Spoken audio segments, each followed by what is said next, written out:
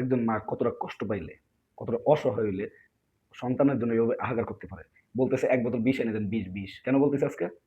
৭০ থেকে ৮০ বছর বয়স, আজকে শেষ বয়সে এসেও যদি এই মহিলার এভাবে হাহাকার করতে হয়, কোন দেশে তারা বসবাস করে? আপনি একটু চিন্তা করুন। চলুন মহিলার কথা আগে শুনে আসি, তারপরে ওদের কথা বলি। কি হবে বাবা, আমি বলতেই পারছি না। আমার গরুগুলো বিক্রি হোক, আমার ছেলেটা যাতে বেঁচে থাকে সেই চেষ্টা করো। গরু যদি বিক্রি না হয় আমার ছেলে মরে যাবে। কথা বেরোয় না, আমি কি বলবো, আমি মনে আনতে পারছি না। ওরা আমার ১ প্যাকেট বিষ কিনে দেয়, আমি বিষ খাই। আমার ওষুধ নেই, আমি সকাল থেকে ওষুধ খাইতে পারি। দেখতে পাচ্ছেন? তার ঘরে ওষুধ নাই। সে ওষুধ খাইতে পারে নাই আজকে।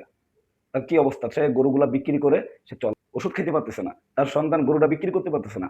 হিন্দু মুসলমান তো লেখা নাই কোনো গরুর গায়ে। গরু তো সবাই পালন করে। আর মুসলমানরাও আছে এবার। গরু খাবো না, না খাইলে কি হইছে?